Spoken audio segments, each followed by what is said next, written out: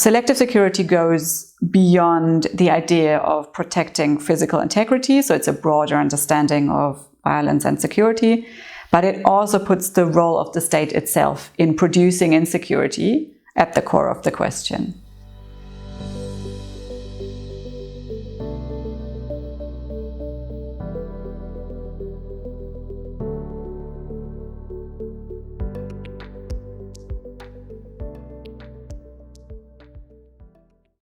Alke, you recently published the book Selective Security in the War on Drugs, focusing on Mexico and Colombia. Can you tell us about the research topic and your motivation to write the book? So the book asks, to what extent and for whom do states produce order and disorder by devising security policies, in this case in the war on drugs?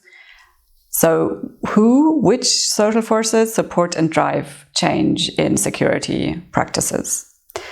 And rather than asking how security can be organized better, I was interested in power relations in specific conjunctures, and the ways in which security policies are contested while they simultaneously make contestation more difficult. So I also felt uncomfortable with a lot of existing analysis that seemed to see the effects of the war on drugs as sort of extreme anomalies, instead of recognizing how normal it is actually to deal with dissent in existing democracies by means of security or by means of state coercion. And I felt this was necessary to address in a longer form. Your work offers a critical understanding of security and the state. What kind of literatures inspired the way you address these topics? And where do you see the main contributions of the book? So I take a deep dive into state theory. I approach this through a political economy-inspired relational understanding of the state, where the state is based on power relations within society that don't translate directly, but they permeate institutions. So this is sort of against this idea of the state being neatly separate from society. And I combine this with the notion of the coloniality of state power. So what this helps me make sense of is who gets to shape security practices and who doesn't. So for example, I'm just trying to understand how Colombian paramilitaries were actually able in the early 2000s to co-shape the answers of the executive and the judiciary to their own atrocities.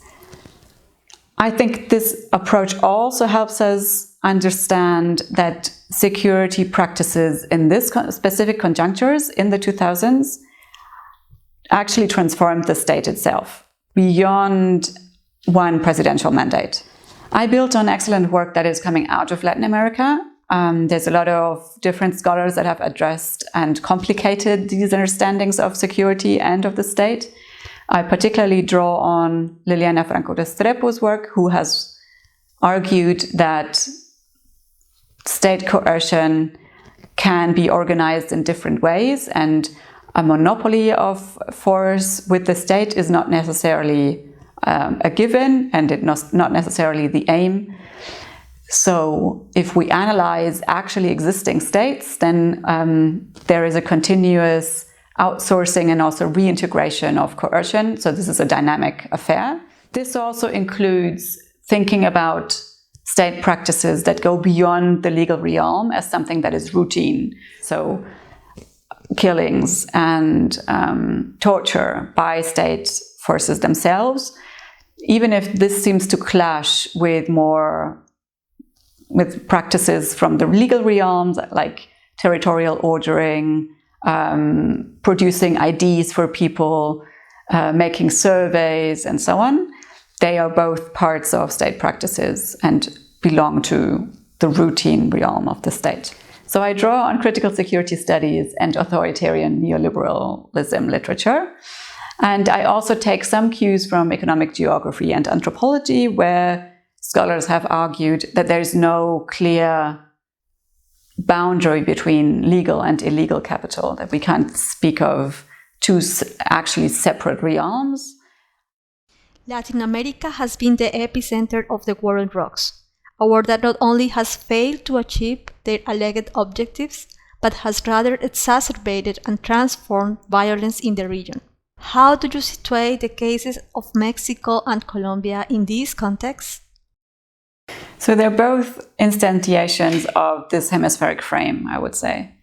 And as you said, so the war on drugs has very much exacerbated contradictions and violence in the region.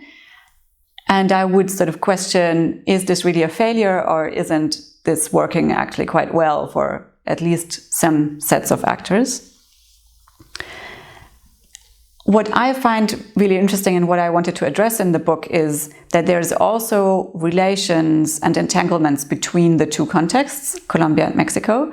So, for example, there would be diplomatic visits from the Mexican President Calderón, even before assuming the mandate, to Bogota in Colombia to get some tips for security strategies. And there's other personnel interchanges where we can see that this is actually not just something that becomes similar or that where two contexts converge, but it's there's actual relations between the actors that decide about security practices. And these are not passive receivers just of US policies. There's a lot of actors within these contexts that do shape what these security practices, these state practices look like. The war is also a response to new polarizations resulting from the commodity supercycle of the 2000s. So this intense demand for resources, land-intense resources mostly. And apart from that, a response to these kind of demands, it's also forwarded and advanced investments in these sectors. So land-intensive investments in plantations, for example, but also in extraction. The book makes different contributions in methodological terms. Can you tell us about your experience approaching data collection in the complex field of selective security?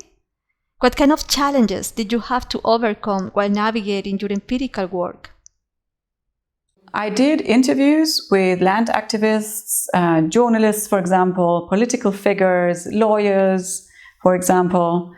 And I also draw from documents, state documents, which are like state planning, military reports on what they've done in terms of security, but also a lot of documents that were leaked later on, that were only accessible a few years later, that come through WikiLeaks, for example, or the National Security Archive in the US, which do show us that some of the state practices were not just accidents, but were actually actively devised and led to brutal effects, but were, for example, body count tactics were actually part of these strategies that state institutions never admitted to, but that were then later documented through those releases of reports or directives from the state. In terms of the methodological approach, what I try to do is not see these as most similar or most different cases, but I try to simply juxtapose the two contexts. This draws from Juliet Hooker's work on juxtaposition, where you do not take this classical comparison approach, but try to see sort of the relations between different contexts and try to read them alongside each other in the hemispheric frame that is the so-called war on drugs. There's also challenges to this kind of work. So one challenge that I would see is that a lot of the people I would talk to, do interviews with, etc., they were facing constant threats and they had brutal stories to tell. While I, as a white European researcher was always able to leave that situation. So this puts a particular kind of responsibility, I think, on me, trying to accompany these processes in a way that is not just going there, getting information and then leaving again, but has some political implications, I would say. Thinking back on your own work, what does the concept of selective security mean, and how does it expand or challenge commonsensical understandings of security? For example, as found in the public discourse on security, in the media, but also in established debates in international relations or political science? So what I try to do with this term, selective security, is actually three things. So first, it puts the focus on that it is specific groups of people that are targeted by state coercion and at the same time vulnerable to violence. For instance, this security entailed protecting private property to the detriment of communal and collective property. And this meant that, so these are usually holdings by Afro-Colombian, Afro-Mexican, indigenous communities, and so on. In the case of Mexico, they stem from the time after the Mexican Revolution. And so this means that racial hierarchies in the representation of different property regimes translated into hierarchies in protection. And the common discussion of security leaves property relations aside, but here they are actually at the core of what is framed as insecure, what is framed as risky by the state as well. The second element that I try to address through the term is the selectivity within the state. So which institutions come to the fore and come to play a protagonist role in security practices. And the third element would be how specific groups of actors are able to influence state practices. So for instance, this might include actors that are usually framed as being part of illegal economy, but that come to play a role in shaping security practices, even if it's not directly writing the policy or something like that. But this sort of brings to the fore coercive practices against dissent and the set of actors that are able to influence how it's done. So only judging how well state security policies fared against crime, as a lot of more conventional analysis do, I would say risks legitimizing the excessive state violence that we are actually observing, and it potentially also underestimates the entanglements between coercion, illegal practices, and capital accumulation that is enabled through the disabling of dissent.